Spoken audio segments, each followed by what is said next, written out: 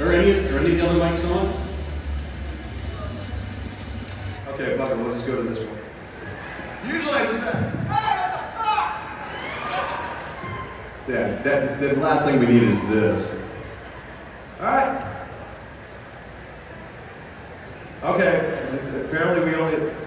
Hello? There you go. Hey!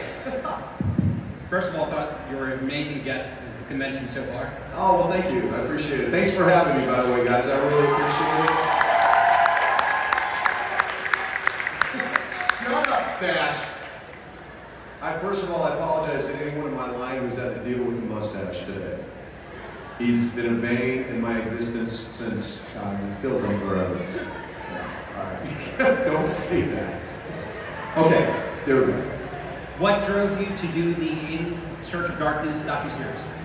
You know, the thing is, I mean, obviously, I'm pretty much on record as being a massive horror geek. You know, I love the genre. I've grown up watching the movies. I devour them. I have a voracious appetite for the genre, the movies, and the people who make them. So when I saw online that they were making it, there was I actually applied to the Kickstarter and donated money before I even knew Robin or anybody involved.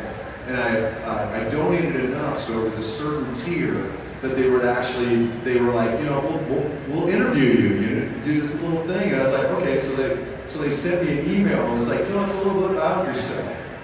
And I was like, okay, Corey Taylor from Slipknot, and within seconds, I got an email back from Robin. It's like, is this real? And I was like, yes, it's me. And he goes, okay, we're gonna set this up. And it just kind of went from there, you know? I mean, to me, 80s horror and renting 80s horror actually was such a massive part of my childhood, because I was almost like a feral kid. I was very much unlooked after and just kind of, you know, I would rent movies from the local convenience store down the road, and nobody was watching us. Like, I mean, the shit that we were walking out of there with, people were like, are you sure you should be letting that kid walk out with fucking Pumpkinhead? I mean, it's brutal, you know? But that's, you know, those movies kind of became my babysitter. it was weird, you know? So I just wanted to be involved with it and share my thoughts, share my passion for it, share my stories about watching those movies, and it just seemed like a cool thing to do. I didn't think I'd be asked back for, you know, all 3 parts, and then actually getting to do In Search of Tomorrow, which was the sci-fi one, which I had a blast doing as well. So I was lucky enough to be able to do that, and yeah, and just, if they ask me again, I'll fucking run my mouth more about it, so it's all good. No worries, man. Thank you. What's up, bud? So, what's the point of the mask, and why are they designed the way they're designed? Okay, what's the point of the mask? Well, have you seen my face? There's a reason we do really well with Slipknot, because we have faces for radio. It's that bad. To be truthful, when we first started, the masks were a way for us to immerse ourselves in what we considered Slipknot. To us, it wasn't just about the music, it was an experience, it was an artistic expression. So the masks was a way to kind of take our, you know, our visage out. And it wasn't about our face, it wasn't about our cheekbones, it wasn't about, you know, how cute we were, it wasn't about the fashion that we were wearing. You know, it was like, you want something handsome? Here's this mask. You want the latest fashion? Here's my coveralls, you know? It was more about taking what people thought music was supposed to be out of it and putting the concentration back on it, you know, and making our visceral self part of the music as well. And then it just kind of, it got a little out of hand, let's put it that way. So, but it was a great way to start. Hello. How you doing, Russ? Good, how are you?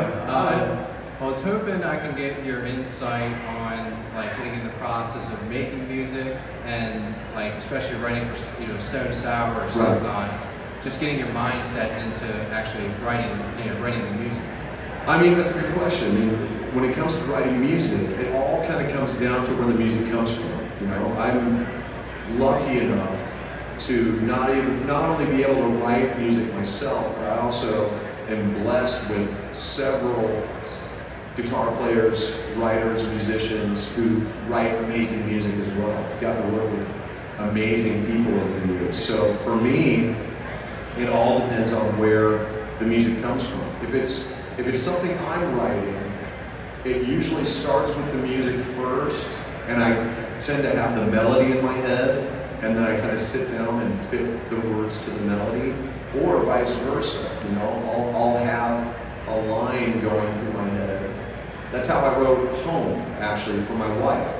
The lyrics were in my head, and I just had to sit down and write the music because it was just something I was feeling, you know.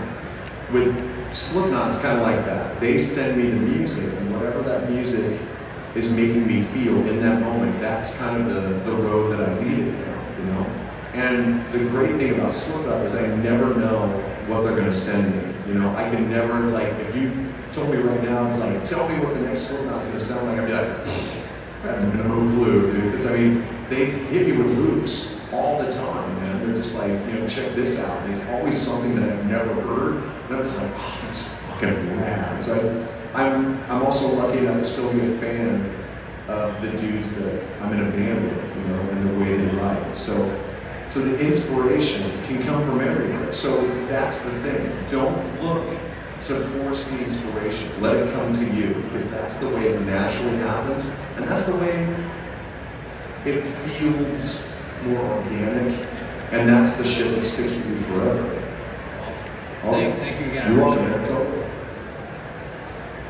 What's up, dude? What about the inspiration with for Updated? Because if you listen to the tempo, it sounds a little bit like you can't always get what you want from the Rolling Stones. Oh yeah, you think so? Yeah, because of Because of the choir. yeah, the choir. Right. Yeah. You know, I mean, that was actually Clown's idea to use the choir at the beginning of Unsainted. He may have actually gotten his inspiration from that, because we're huge Rolling Stones fans. You know, growing up in Iowa, the only good radio station was the oldies station. We never had modern music except for like shitty pop music. So we had to basically listen to, you know, 60s, 70s, and 80s stuff. And it became something that later on we were like, fuck, we were blessed to have that great of music to listen to and to inspire us, you know? So it probably had something to do with that. But of course we had to put our dark little Slipknot bent on it, you know? Thank you. You're welcome, buddy. Thank you, man. So a couple of months ago, you guys had a collaboration with Spite. Yeah. Love the game, love you guys. Was wondering if there's any possibilities you might reach into like any other games, like any franchises, like since you guys like horror, maybe Dead by Daylight or something. I mean, we've been trying to do stuff like that for a while, and we were actually trying to do different skins in the game itself. You know, we actually at one point were trying to make ourselves the killers, like to be able, they're like, that's maybe not good. And I was like, well, but Clown carries a bat. Come on, man, let's get weird. Exactly, and I told him, I was like, people would love to be able to trade that into that. We've been lucky enough to have a presence in that for a long time, actually. Going back to, there was a motorcycle game that we had, what about 14 years ago, where there was a specific character called the Maggot Racer. And they had tribal S's all over, and they were dressed like the Gimp, basically, on this gnarly motorcycle, kind of jumping all over the place. So our presence in video games has been pretty good, pretty profound. You know, and obviously, you know, Rock Band had Before I Forget and all that shit in there. So it's something that we always try to kind of go down. And I know we just licensed some more music for some upcoming games. I can't tell you which ones it is because, you know, I get sued, obviously, and people love to sue me. But, you know, it's definitely something that we would love to do. I know I pitched, personally, a Slipknot game, like a first-person guy. Yeah, that would have been like a blend of Alien versus Predator and the Iron Maiden game that they did way back in the day. It was Ed Hunter. It was something like that would have been really, really rad. And I'm still trying to see if I can get that to work, but, you know, let's see, fingers crossed. All good, man. Hey. Hi. So Clown recently said in an interview that he doesn't know if he really wants to see Slipknot doing full albums anymore and just like kind of releasing a bunch of singles every year. Right. I was just wondering where you stood on that idea. Yeah, I mean, it's kind of difficult to get 9 people on the same page anymore, especially because we're old and dicks, But the cool thing is that we all still get excited about good ideas, And Jim and Nick are so good at writing music. Me and Clown work really well coming up with stuff together. V-Man is actually really good, So we've done so much in our career that at this point, we could sit back and just do EPs. We could I've got a great idea for a double concept album with like a whole storyline that goes along with it that I would love to do. But the cool thing is that we've kind of established our history. So whatever comes next will naturally be something that we want to do. So whether it's if we go in and just blast out a couple of psycho tunes and just have fun doing that, or we go in and do a very elaborate plan, like like a storyline or something. Either way, it'll be something that we're really into. And I kind of back the group. Like at this point, we've released so much music and we're off our label now. So the kind of sky is our limit. We can kind of do whatever we want. So whatever we do next will be something that we're all on the same page for, which is something you can't always say. Thank you. You're welcome. Hi. Hi. Can you hear me? Okay, oh my god, okay, so I feel like maybe for like 10, 15 years I never knew who like the man behind the mask was and everything, And I just recently saw you with your charity for the veterans and everything, which was amazing. So I just want to say thank you for being so awesome and not disappointing for such an amazing band and everything. So I just want to say thank you. Oh, okay. Thanks. Oh, no, come on. It's okay. I appreciate it. Tell my wife that. No, my wife actually, she hates it when I do that. She's like, people are going to think that I hate you. I was like, I'm just giving you shit. My wife is one of the raddest people in the fucking planet. So, go. I want to say thank you so much for all the music that you've created. You've changed my life for the better, so thank you so much. That's okay. I wanted to ask, what album are you most proud of? Which album am I most proud of? Oh, Jesus. It depends on what project, really. I think Slipknot-wise, We Are Not Your Kind is probably the one that I'm most proud of now. I love the end so far, but We Are Not Your Kind was like this crazy purge for me, trying to let go of like this real, tangible toxicity that had been in my life for a long time. And I don't want to bore anybody with my bullshit, but it was something that I needed to do, and I was lucky enough to have an amazing band there for me to be able to express that and be able to pour my soul out into it, And when I did it didn't kill me, like it didn't wipe me out, and I was able to kind of start with a clean slate, With Stone Sour, probably House of Golden Bones 1 and 2, like that was the first time that I was able to kind of see a grand plan and be able to put it together in a way and be able to use some of the guys' other music to incorporate it into the storyline and really make it something that I was passionate about, and to be able to do the comic book. And I'm still trying to do a movie based on that, or at least a stage show, which would be rad. So that's definitely something that I want. You okay? It's still something I want to, try and do down the line. And then with my solo stuff, CMF2 is dark. It's really, it's going to be everything that I did on the first album, but then there's definitely some heavier stuff on it. I'm bringing some songs that I've written and played in the past, back on Breath of Fresh Smoke, that people have been asking me to do for a long time. So yeah, I don't think I found it yet with the solo thing, but I definitely loved what we did with the first album. So. Awesome. Thank you so much. You're welcome. First, just wanted to say thank you for giving Freaks a voice for the past, close to 25 years. Thank you. And my other question was, with you being so into horror, do you think any horror has actually influenced Slipknot or vice versa? That's a good question, man. I know we've definitely had an influence on the younger generation as far as like horror filmmakers. I've been able to meet a lot of dudes who have come up in the genre. They've been so open and honest about the fact that they grew up listening to us. There has to be a correlation, because I talk about it all the time. The first time that I saw the trailer for Halloween '78, it changed my life, and I was 5. That tells you how long I've been fucked up. My mom took me to see Buck Rogers, the disco space movie. And I didn't really want to see it, but I was like, fuck it, it's kind of like Star Wars, we'll give it a shot. And the original trailer for Halloween was on there. And from that second, I didn't give a shit about Gil Gerard. Sorry, Gil, apologize.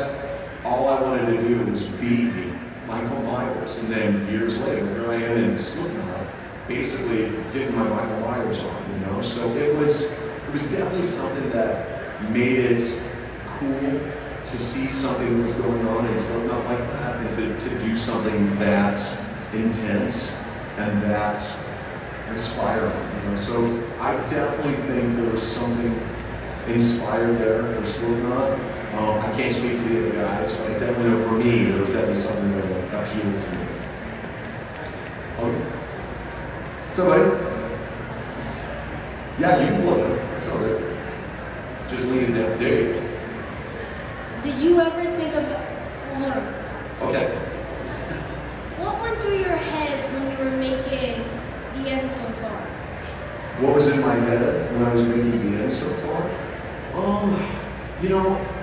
The cool thing about The End So Far was there wasn't an overreaching theme. So each song could kind of be its own thing, For me, it was more about being able to tap into the certain things that were going on in some of those songs, Because with you take a song like Acidic, which is one of my favorites on the album. That song, to me, is an homage to Dax Riggs, the singer for Acid Bath, which is one of the most underrated bands of all time. They're an amazing band. They unfortunately lost one of the members, so they stopped being a band, but they're incredible. If you haven't heard them, I encourage you to check them out. They're fucking amazing. But Dax Riggs was one of my biggest influences. So for me, that song is my homage to them. So I was just kind of leaning into it, trying to do my best Dax Riggs impression, So it really was more about celebrating the music than it was about being in a dark headspace. But it was cool because that lent itself to each song kind of telling its own little story instead of being pieces in a bigger story, You're welcome, man. Corey Taylor, Slipknot, Melody Nardone, thank you so much for doing this. Oh, it's all good. I have been a huge fan of yours for over 20 years. Thank you. Today is my 40th birthday. Oh! Can you sing happy birthday to me? Happy birthday. Of course. All right, and for all the fans here, can you give us an example of one of your favorite vocal exercise warm-ups? Come on! You want me to scare the kids? Yes, 1,000,000%. Corey. All right, so for anyone who doesn't know, I famously don't warm up that much before shows. It's really just basically we put on a bunch of junk food music and we put our stuff on, right? We do the makeup and everything. And I just start kind of singing along to those songs. So it could be Boz Scaggs, Lido Shuffle, Lido! Weird stuff like that. And then you have to check the screen. Then you have to check the growl. So I do this thing where I drink lemon juice and honey before every show. it tastes as awesome as it sounds. But it's the only thing that's actually ever helped me with my throat. So I do that, I try not to throw up, all the moisture comes out of my face, and I go, and then I go on stage, and that's literally my warm-up right there. So there you go. I love it. Thank you so much. Thanks.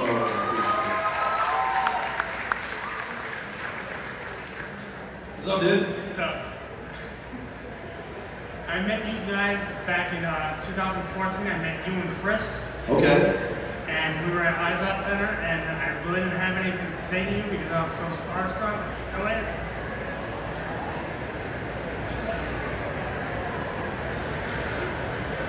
It's all good. Take your time, bro. It's all good. That I've been a fan for a long time, and I got this split outside, so I really wanted you to sign for me, but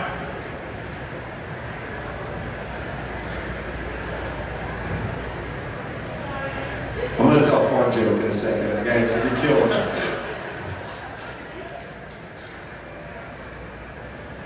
now I'm just this huge fan that, like, I know you're like a fan of WWE, I'm a fan of WWE, I just want to, like, and you were on a podcast with Chris Jericho. I want to know how that interview went and how you enjoyed, like, what the interview. Oh, the cool thing is that me and Jericho have known each other for a long time. Like, we're really close, actually. So he and I text each other every once in a while, just fuck with each other, you know? That came together, God, when did I meet? I think I met him at one of the festivals, actually, probably 15, 16 years ago, you know?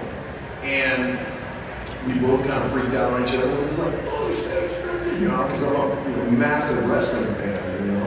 And I've luckily been able to do some shows with him and Fozzy and everything, and we just have a good time hanging out together. So when the first time he asked me to be on his podcast, I was like, oh yeah, man, let's do it. So I think I've done it 3 times now, and you know, every time we talk just good shit. You know, it's cool because we both have so many like great interests that aren't just music, aren't just wrestling. I mean, he was in Terrifier 2, you know, and I asked him, and he said yes. He's supposed to do a cameo in my movie, Zombie vs. Ninja. So when that comes down, I'm gonna make him like some crazy person and have him get his head pulled apart. And he's just like, fuck yeah, dude, that'd be great. So just hanging out with people like that and knowing that you can talk to people like that on a human level and just geek out and just have fun. I had a great moment with him. We were watching Tenacious D at Download, I want to say it was 2014 or something like that, or 16. And we were standing on the side by the monitors, like singing every word, by the way, just losing our minds. And then all of a sudden, Cage and JB come walking, they're doing this weird thing where they just walk around everybody and they're just checking everybody out. They stopped at me and Jericho and they went, hey! And just during their set. So like everyone, the whole audience is going, what are you doing? And they're just like, hey man, what's going on? And it's like, aren't you supposed to be playing a song right now? Like, what the hell is going on? So it's just stuff like that that I always associate with Jericho, and it's just one of my favorite memories. Thank you. You're welcome, man. It's all good. So, dude. Hey, how you doing? I'm doing all right. So I just have a question about Slipknot's creative process. Right. The last couple albums have moved in a different direction sonically, like off of We Are Not Your Kind. Spiders was one of my favorite songs off of the album. Thanks, man. So I was just wondering how writing a song like Spiders differs from, you know, like Disaster Piece or like the Chapeltown Rag. I mean, that's a good question. With Spiders, that was something that Clown put together. I think he did it with Vina and Jay, and he was really stoked about it. You know, he came to me and he was, Taylor, that's what I need you to do, man. Because he's weird because he talks in riddles. We call him the Wizard because he's just like, he got such a way of butchering the English language. It's because his brain it's too fast for his mouth. Yeah. So half the time, the shit he says, I've got a whole list of things that he said over the years, and I'm going to do a coffee table book about it. And I'm calling it Cranurisms. Because he is just he's a poet. He doesn't realize it. With the shit that he says, I just stop and I look, and he can see that I caught it. And he just immediately starts smiling and shit, and we just both laugh. So every time he's trying to describe something to me, I have to prepare myself for the Cranurisms, you know. So he goes, Taylor, I wrote this song, man. I want you to do something. I want you to break it down. I need you to break it down. I need you to pull shit out of the air and put it in your mouth. And I was like, what the fuck are you, what? So I'm seeing this, and I'm nodding, going, yeah, and in my head I was like, I have no idea what's going on. So I just took it, and I just kind of applied it to Spiders. Is lyrically about those moments. Anyone who deals with depression knows that at night it's the hardest. Because at night, that's the time where the voice is the only thing you hear. During the day, it's easier to distract yourself because there's people around, you've got good energy, but at night, everything's tuned out, and that's when it takes the mic and just starts whispering in your ear, and it can bring you down. To the Spiders, at night, they come in and they try to pull you apart. It's just about the struggle to kind of keep those spiders at bay. And when I described that to him, he looked at me, and I shit you not, and he goes, that's exactly what I was hoping you would do. And I said, now what are you talking about? There's no way. You had me putting shit in my mouth, and he was like, but that's it, man. You gotta take that depression, put it in your mouth, and spit it. And I was just like, you're so full of shit. He is one of my favorite people on the planet, you know. And I can talk anything with him, and I tend to send him the craziest movie trailers just to fuck with him, because he's just like, oh, why'd you send me that? That fucked my head up so bad. So that's just a taste of the dynamic between me and a lot of the guys in the band, especially the guys that I've known now for 27 years. You know, we're pretty lucky to still have each other. It's awesome. Thank you. No worries, man. Thank you. Guys, I hate to do it. I'm getting the wrap-up signal. Please give it up for Mr. George. Go ahead, man. One more? All right. Thank you. That's all right. I'm a big sucker for like the stories of you and the other Slipknot members. I really like the behind-the-scenes stuff, like the Of the Sick and the Goat from the 10th anniversary.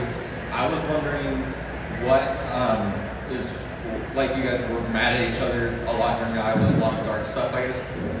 I'm just curious, what was one of the biggest fights between a couple members that happened and why? Me and Sid got in a fist fight. It's something that I'm not proud of. And it was during a tough time. He and I were at such parallel ends, polarizing parallel ends of the universe for no reason other than we were just in different spots in our life. But for some reason, we were just banging heads hard. And it wasn't good to the point where if he would come in the room, I would leave. If I came in, he would leave. This was about 6 years ago. So we're good now, just so everybody knows. But it came to a head in Sweden, and he and I were both on a tear. We had just done, luckily we kept this away from the fans, but we had just done a meet and greet at the time. And a fan had given me a comic book that I've been looking for a long time. So I was looking at it, and I was really appreciating it. And Sid being Sid came up, and not knowing the background, not knowing what was going on, he probably thought he was just joking. But he came up, and he just smacked it right out of my hand, my heart, and just nailed it. It was, you know, in any other context, it would have been funny, you know? I'd be like, oh, you did, you know? But it's fine. You know, everything that's amplified, all of the things that you haven't said come rushing to the front of your mind.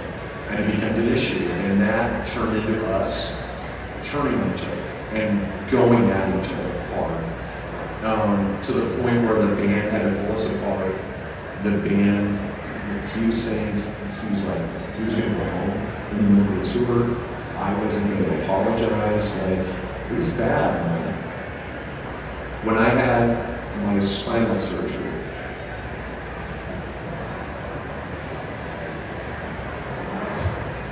he was the first one to call me. And he just said, he's like, I'm so sorry. And I said, I am so sorry. And I said, I love you. He's like, are you okay? I was like, I'm all right. It's all good. And just like that, nothing mattered other than me and my brother, you know?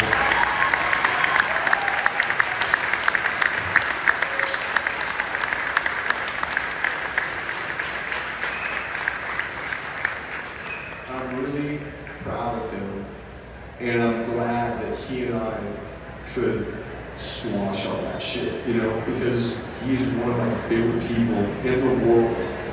Just the way he thinks, the way he creates, he's one of the best secret weapons that we have in Slipknot. His musical line is so creative.